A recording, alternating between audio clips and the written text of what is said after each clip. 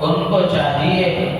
کہ وہ قربانی کے ایام میں قربانی کے عمل کو انجام دینے کی کوشش کریں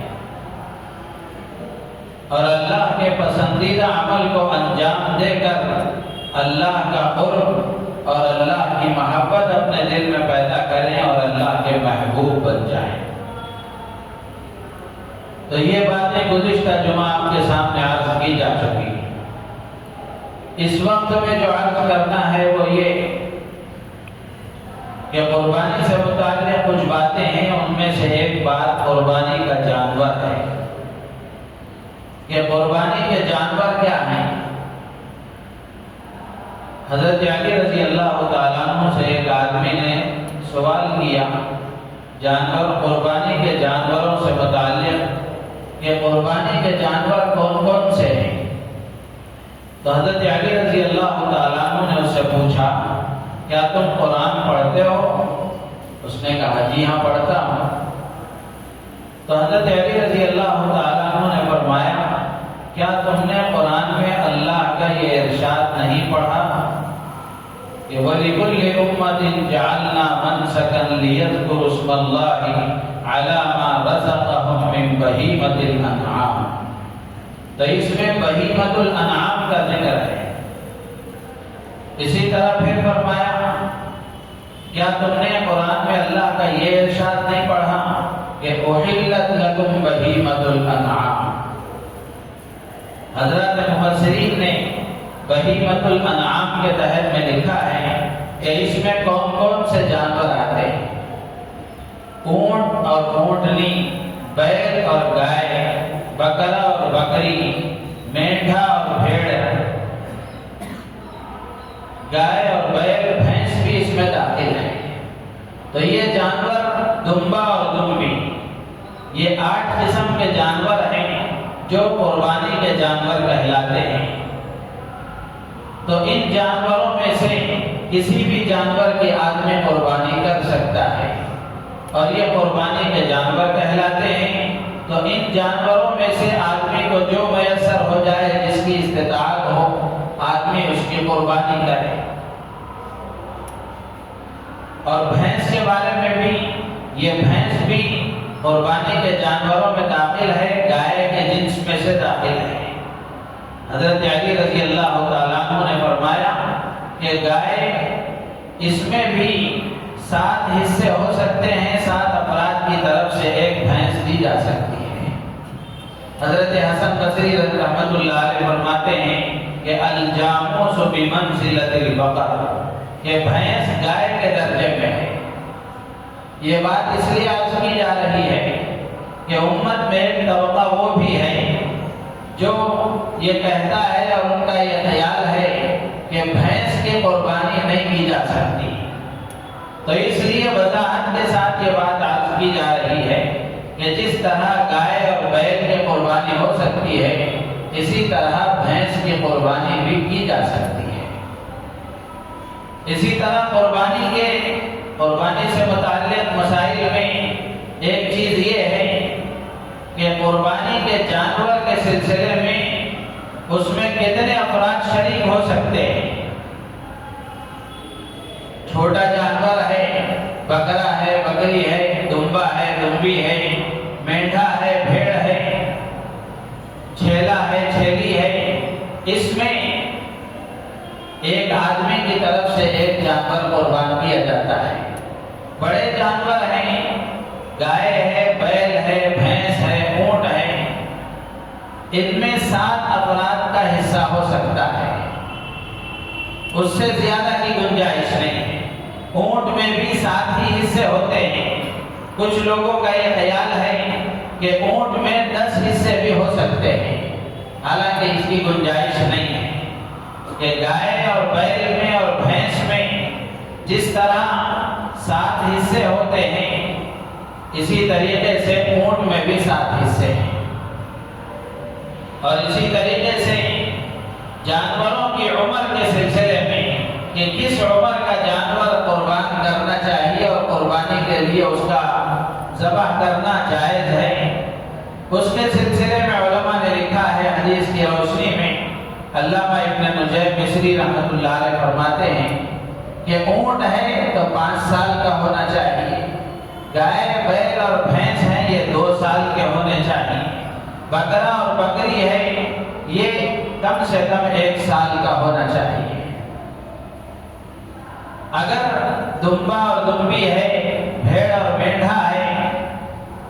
ان کے سلسلے میں یہ ہے کہ یہ 1 سال سے اگر کم بھی ہیں لیکن 1 سال کے بھیڑ اور مینڈھوں میں ان کو رکھا جائے تو وہ اگرچہ کہ 1 سال سے کم کا ہے لیکن 1 سال کے مینڈھوں میں 1 سال کے بھیڑوں میں اگر اس کو چھوڑا جائے تو وہ انہی کے برابر نظر آتا ہے، تو 1 سال سے کم کا ہو تو اس کی بھی قربانی جائز ہے۔ تو اس طرح جانوروں کی عمر اور اس میں شرکاء کی تعداد کے سلسلے میں کچھ باتیں عرض کی گئیں۔ اسی طرح قربانی سے متعلق مسائل میں قربانی کا وقت ہے کہ کب قربانی کا جانور ذبح کرنا چاہیے۔ تو علماء نے لکھا ہے کہ شہر والوں کے لیے جہاں عید کی نماز ہوتی ہے تو عید کی نماز کے ادا کرنے کے بعد میں جانور ذبح کرنا چاہیے۔ حضرت براء بن عازب رضی اللہ تعالیٰ عنہ فرماتے ہیں کہ اللہ کے نبی علیہ السلام سے میں نے سنا کہ آپ نے خطبہ ارشاد فرمایا اور اس میں آپ نے فرمایا کہ عید کے دن سب سے پہلا کام جو ہمارے کرنے کا ہے وہ یہ کہ ہم عید کی نماز ادا کریں اور پھر اس کے بعد آ کر اپنے جانوروں کو ذبح کریں۔ جس نے عید کی نماز سے پہلے اپنے جانور کو ذبح کر لیا وہ تو قربانی کی طرف سے ذبح نہیں ہوا بلکہ اس نے گوشت کھانے کے لیے وہ ذبح کر لیا، اس کی قربانی صحیح نہیں ہوگی۔ اور جو عید کی نماز کے ادا کرنے کے بعد قربانی کا جانور ذبح کرے گا یہ اس کی طرف سے قربانی ہوگی۔ تو یہ قربانی کا وقت ہے۔ جہاں ایسے دیہات ہوں جہاں عید کی نماز نہیں ہوتی اور عید کی نماز کے شرائط وہاں پورے نہیں ہوتے تو وہاں کے لیے حکم یہ ہے کہ صبح صادق کے بعد سے قربانی کا وقت شروع ہو جاتا ہے، لیکن بہتر یہ ہے کہ سورج طلوع ہونے کے بعد ذبح کریں، کیونکہ وہاں والوں کے لیے عید کی نماز ان کے اوپر واجب نہیں ہے، وہاں عید کی نماز نہیں ہوتی، تو اس لیے وہاں قربانی کا جانور ذبح کیا جا سکتا ہے عید کی نماز کے ادا کرنے سے پہلے۔ اسی طرح اس سلسلے میں ایک بات یہ ہے، بہت سارے حضرات یہ پوچھتے ہیں کہ قربانی کرنے والے کا عید کی نماز ادا کرنا ضروری ہے یا جانور جہاں ذبح کیا جا رہا ہے وہاں عید کی نماز ہو جانا کافی ہے؟ تو اس سلسلے میں علماء نے لکھا ہے کہ جہاں جانور ذبح کیا جا رہا ہے وہاں عید کی نماز اگر ہو گئی تو پھر جانور ذبح کیا جا سکتا ہے۔ قربانی کرنے والا جس کی طرف سے وہ جانور ذبح کیا جا رہا ہے بھلے اس نے عید کی نماز ادا نہیں ہو، تو اس لیے اس کا اہتمام ہو۔ اور اسی طریقے سے قربانی کے دنوں سے متعلق کہ قربانی کتنے دن ہو سکتی ہے؟ قربانی کے ایام 3 دن ہیں، 10 ذی الحجہ، 11 ذی الحجہ، 12 ذی الحجہ، یہ قربانی کے 3 ایام ہیں۔ قرآن پاک میں اللہ تعالیٰ نے فرمایا وَيَذْكُرُ اسْمَ اللَّهِ فِي أَيَّامٍ مَّعْلُومَاتٍ کہ متعین اور مقررہ دنوں میں ان مخصوص جانوروں پر اللہ کا نام لیا جائے یعنی ان کو ذبح کیا جائے۔ تو اس آیت کی تفسیر میں ایام معلومات سے مراد کیا ہے؟ حضرت عبداللہ بن عمر رضی اللہ تعالیٰ عنہ فرماتے ہیں کہ یوم النحر و یومان بعدہ، کہ یوم النحر عید کا دن 10 ذی الحجہ کا دن ہے اور پھر اس کے بعد 2 دن، تو یہ قربانی کے 3 دن ہیں۔ ان 3 دنوں میں قربانی کے عمل کو انجام دینا چاہیے۔ اور پھر اس کے بعد قربانی سے متعلق مسائل میں یہ ہے کہ قربانی کا گوشت،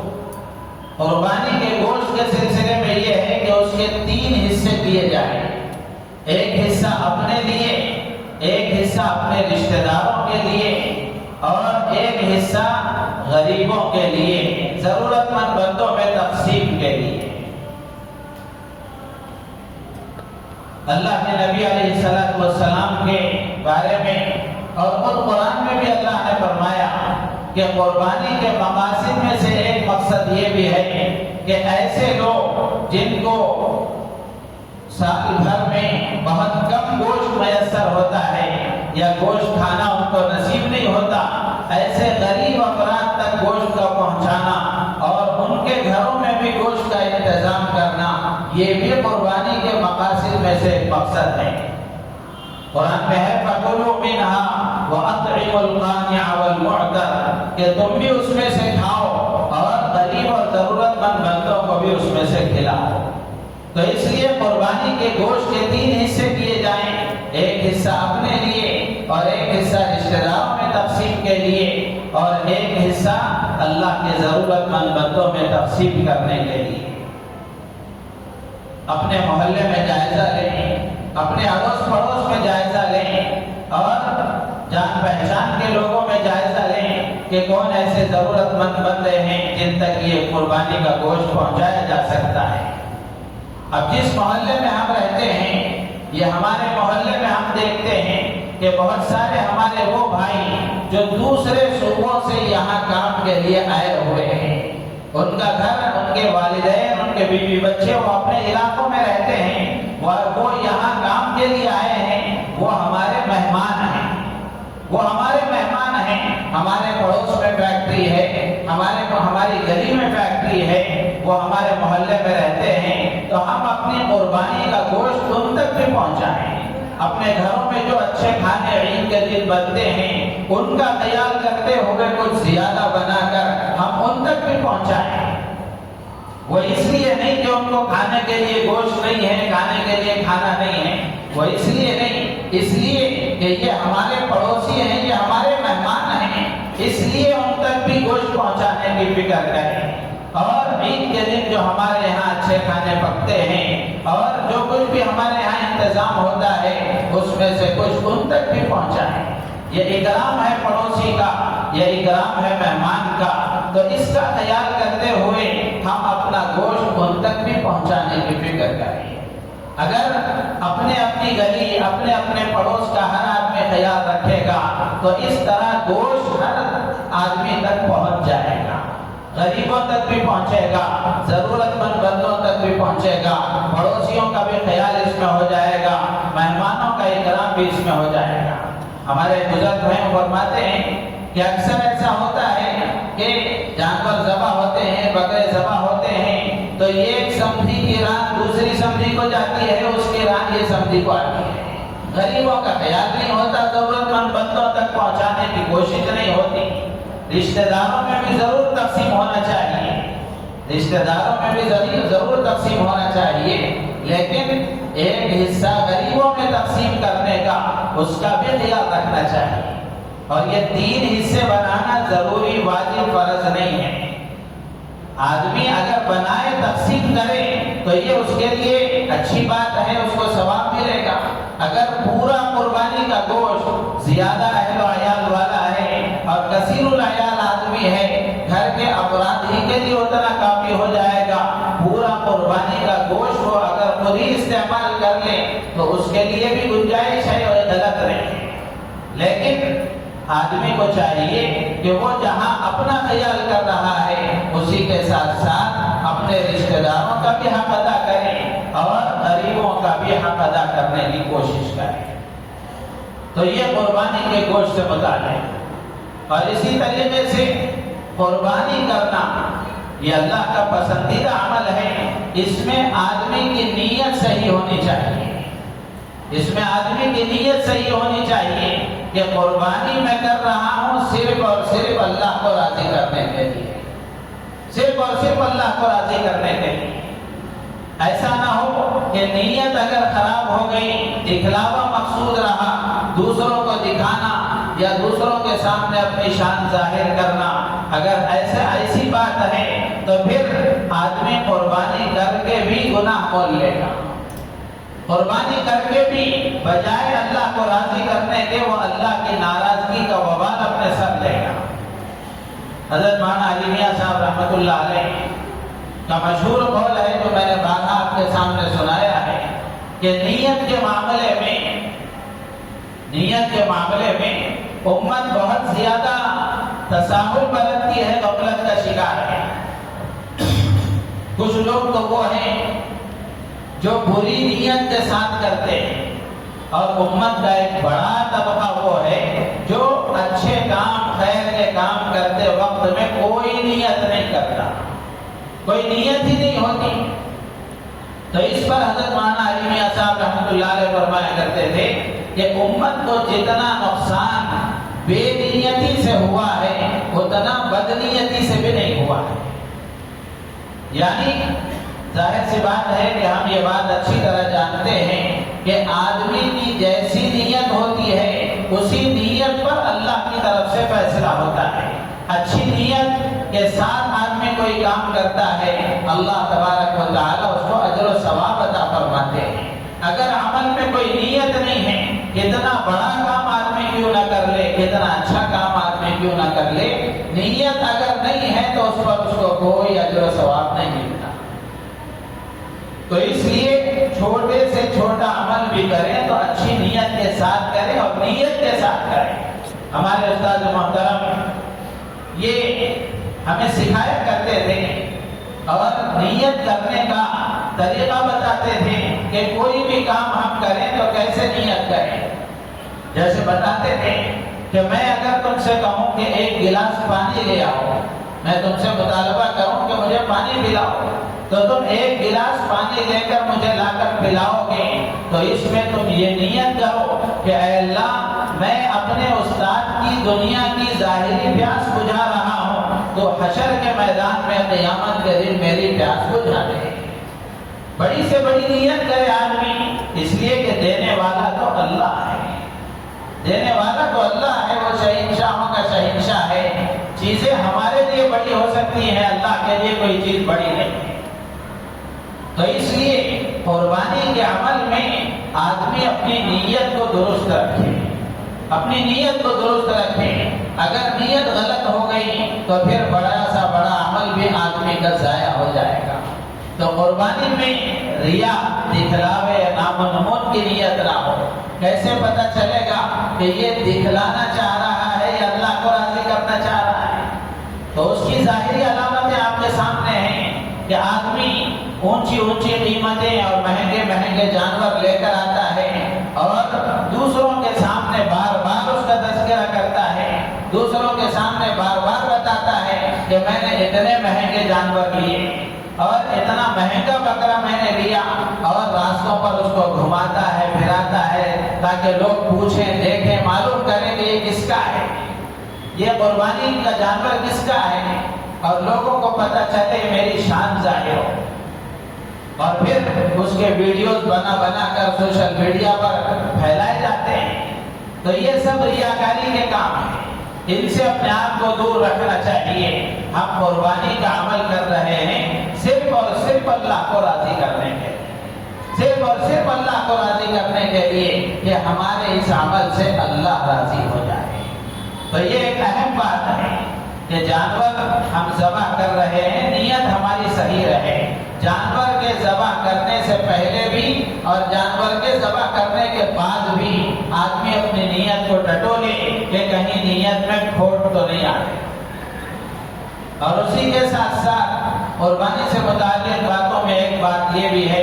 کہ کچھ عیب ایسے ہیں جانوروں میں کہ اگر وہ عیب پائے جائیں تو پھر وہ جانور قربانی کے لیے استعمال نہیں ہو سکتا، قربانی میں ذبح نہیں کیا جا سکتا۔ جیسے لنگڑا جانور ہے، پیر اس کا ٹوٹ گیا یا پھر زخمی ہو گیا، ایسا زخمی ہو گیا کہ وہ پیر زمین پر رکھ بھی نہیں رہا ہے یا اس کا سہارا لے کر چلنے کے قابل نہیں ہے، تو ایسا جانور قربانی میں ذبح نہیں کیا جا سکتا۔ ابھی 2-3 دن پہلے صاحب نے پوچھا تو جانوروں کو لانا، صحیح سالم ان کو نیچے اتارنا اور پھر ذبح کرنے تک ان کی دیکھ بھال کرنا ایک بڑا مسئلہ ہے۔ جانور لے کر آئے اور جانور اتار رہے تھے، وہ جانور کسی طرح چھلانگ لگا کر نیچے گر گیا، پیر ٹوٹ گیا۔ تو اب اگر صاحب نصاب آدمی ہے، صاحب وسعت آدمی ہے، اس پر قربانی واجب ہے، تو اب اس کے ذمے یہ ہے کہ یہ جانور کیونکہ پیر اس کا ٹوٹ گیا، اب وہ اس کا سہارا لے کر چل بھی نہیں سک رہا ہے، تو ایسے جانور کی قربانی جائز نہیں ہے، تو اس کے بدلے میں آدمی دوسرا جانور لا کر ذبح کرے۔ اسی طریقے سے اندھا جانور ہے، کانا جانور ہے، اس کی بھی قربانی جائز نہیں ہے۔ جو ایسا جانور ہے جس کے کان دونوں کان نہیں ہیں، یا کان تو ہے لیکن ایک کان 3/3 حصہ، تیسرا حصہ، کان کو اگر 3 حصے کیے جائیں تو تیسرا حصہ یا اس سے زیادہ حصہ اس کا کٹا ہوا ہے، تو ایسے جانور کی بھی قربانی درست نہیں ہے۔ تو اس طرح قربانی کے جانور میں اگر یہ عیب پائے جائیں تو ان کی قربانی صحیح نہیں ہوتی۔ تو آدمی کو چاہیے کہ وہ صحیح سالم اور خوبصورت جانور، اچھا صحت مند جانور ذبح کرے۔ اور اسی کے ساتھ ساتھ قربانی کے معاملے میں کچھ غلط رواج جو ہمارے معاشرے میں پیدا ہو گئے ہیں، وہ یہ کہ آدمی پر قربانی واجب ہوتی ہے، لیکن ماحول ایسا بنا ہوا ہے کہ آدمی بجائے اپنی طرف سے قربانی کرنے کے،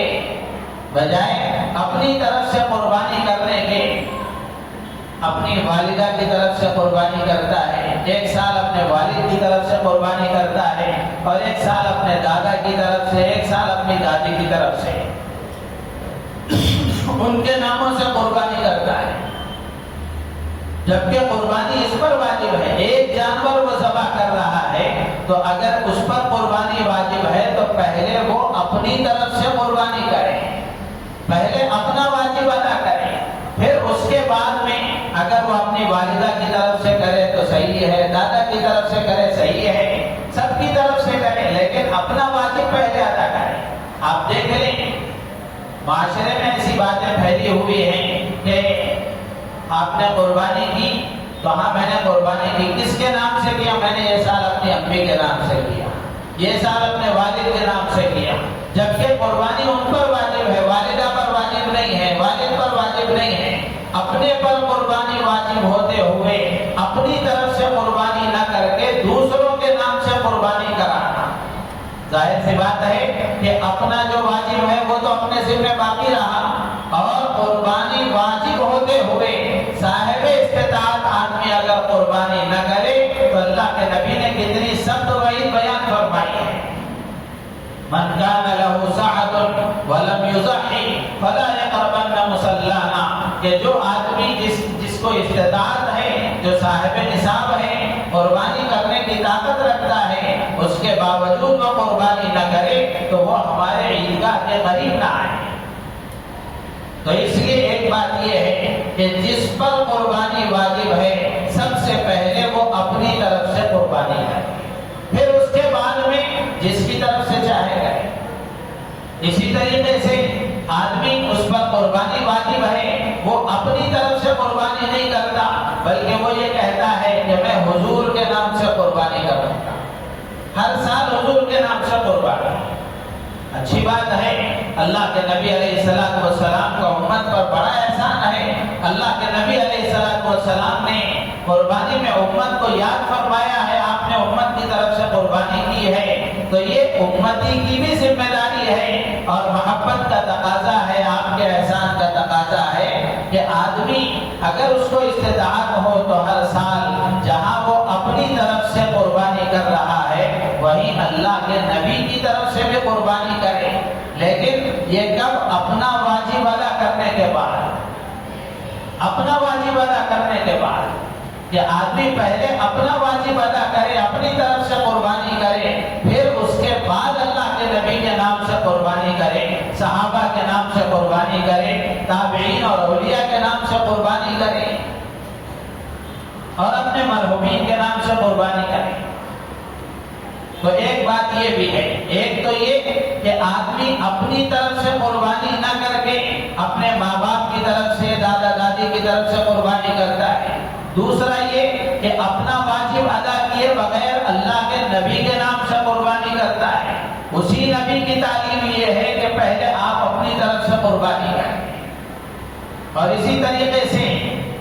بات یہ ہے کہ آدمی جس پر قربانی واجب ہے، گھر میں مرد ہے، مرد کے پاس جو اس کے پاس بھی استطاعت ہے وہ قربانی کر رہا ہے، لیکن بہت سارے گھرانے آپ کو ایسے ملیں گے کہ آدمی اپنی طرف سے تو قربانی کر رہا ہے لیکن بیوی پر بھی قربانی واجب ہے، بیوی پر بھی قربانی واجب ہے۔ خواتین کی طرف سے اپنی بیویوں کی طرف سے قربانی ادا کرنے کی فکر نہیں ہوتی۔ عموماً ایسا ہوتا ہے کہ مرد کے پاس استطاعت نہیں ہوتی لیکن عورتوں کے پاس زیور ہوتا ہے جس کی وجہ سے ان پر قربانی واجب ہوتی ہے۔ تو اس لیے جہاں اپنی طرف سے ہم قربانی کر رہے ہیں وہیں اپنی گھر کی عورتوں میں سے، بیویوں میں سے، بہنوں اور ماؤں کی طرف سے ان پر بھی اگر قربانی واجب ہے تو ان کو بھی متوجہ کرائیں، ان کی طرف سے بھی قربانی کرنے کی کوشش کریں۔ اس سلسلے میں معاشرے میں بہت غفلت ہے، آدمی ایک قربانی کر کے سمجھتا ہے قربانی ہو گئی، ورنہ تو بیوی پر بھی قربانی واجب ہے تو اس کی طرف سے بھی قربانی کرنا چاہیے، اس کا بھی خاص خیال رکھیں۔ اور اسی طریقے سے ایک بات یہ بھی شرعی جاتی ہے کہ گھر کا جو ذمہ دار ہے، ایک آدمی اگر اپنی طرف سے قربانی کر دے، ایک جانور ذبح کر دے تو گھر کے سارے افراد کی طرف سے قربانی ہو جائے۔ اب یہ تو عقل میں آنے والی بات نہیں ہے۔ جس کو مثال کے طور پر 10 آدمی ہیں، ہر ایک کو بھوک لگی ہے، ایک آدمی کھانا کھا لے تو کیا 10 کی بھوک مٹ جائے گی؟ ہر آدمی کو اپنا پیٹ بھرنا پڑے گا تب جا کر اس کی بھوک مٹے گی۔ تو اس لیے یہ بات صحیح نہیں ہے کہ گھر کا سربراہ اور گھر کا بڑا آدمی، ایک آدمی اگر قربانی کر دے گا تو سب کی طرف سے قربانی ادا ہو جائے گی، ایسے نہیں ہے۔ جس پر واجب ہے ہر ایک کو اپنی طرف سے قربانی ادا کرنا ضروری ہے۔ اور اسی طریقے سے قربانی سے متعلق مسائل میں ایک بات، قربانی کی جانور کی کھال ہے، اس کا چمڑا ہے، یہ آدمی اپنے استعمال میں لانا چاہے تو لا سکتا ہے، مصلی بنا سکتا ہے، جائے نماز بنا سکتا ہے، یا پھر اس کے موزے بنا سکتا ہے، جیسا چاہے وہ اپنے استعمال میں لا سکتا ہے، یا پھر کسی کو صدقہ دے سکتا ہے، کسی کو ہدیہ دے سکتا ہے۔ بیچنا جائز نہیں ہے، آدمی بیچ کر کے اس کی رقم اپنے استعمال میں لائے، اس سے فائدہ اٹھائے، اس کی گنجائش نہیں ہے۔ اور اسی طریقے سے جو جانور ذبح کرنے والے قصائی ہیں ان کو بھی اجرت میں نہیں دے سکتا، ان کو بھی اجرت میں نہیں دے سکتا، بلکہ آدمی کو چاہیے یا تو وہ اپنے استعمال میں لائیں یا پھر کسی غریب کو صدقۃً دے دیں یا کسی کو ہدیۃً دے دیں، یا پھر اب اس وقت میں ماشاءاللہ بہت سارے مدارس والے، یہ مدارس والوں کا احسان ہے کہ وہ ہمارے جانوروں کی کھال لے کر کے ان کو بیچ کر کے اس سے جو رقم حاصل ہوتی ہے وہ طلبہ پر خرچ کرتے ہیں، یہ مدارس والوں کا ہم پر احسان ہے۔ ورنہ تو ہونا تو یہ چاہیے تھا کہ ہر آدمی اپنے جانور کی کھال کو فروخت کر کے اس کی قیمت لے جا کر مدرسے میں جمع کرتا، لیکن مدرسے والے وہ خود آتے ہیں اور ان کی طرف سے انتظام ہوتا ہے، تو آدمی کو چاہیے کہ وہ اپنے قربانی کی کھال کسی مدرسے کے حوالے کرے۔ اور اس وقت میں ایک بات یہ بھی ذہن میں آتی ہے لوگوں کی طرف سے کہ قربانی کا چمڑا ویسے کوئی بہت زیادہ اہمیت والا نہیں رہا، اس کی قیمت بہت زیادہ نہیں رہی، تو لہذا اس کو پھینک دیا جائے، خامخواہ کیوں اس کو استعمال کر کے اس کو جمع کر کے اتنا لمبا چوڑا اس کا نظام۔ تو علماء نے لکھا ہے کہ کسی بھی چیز کو ضائع کر دینا اللہ کو پسند نہیں ہے، بھلے اس کا ریٹ کم ہے، بھلے اس کی قیمت کم ہے، لیکن اب بھی اس کو ضائع کرنے کی گنجائش نہیں ہے، بلکہ آدمی کو چاہیے کہ وہ اس کو کسی نہ کسی صحیح جگہ پر استعمال کرے۔ اس کا اچھا طریقہ یہ ہے کہ کسی مدرسے والوں کے حوالے کر دے، وہ اس کا اپنا انتظام کر لے۔ اللہ تعالیٰ سے دعا ہے اللہ تعالیٰ ہم سب کو ان باتوں پر عمل کی توفیق عطا فرمائے اور ہماری نیتوں میں اخلاص پیدا فرمائے۔ آمین وآخر دعوانا الحمدللہ۔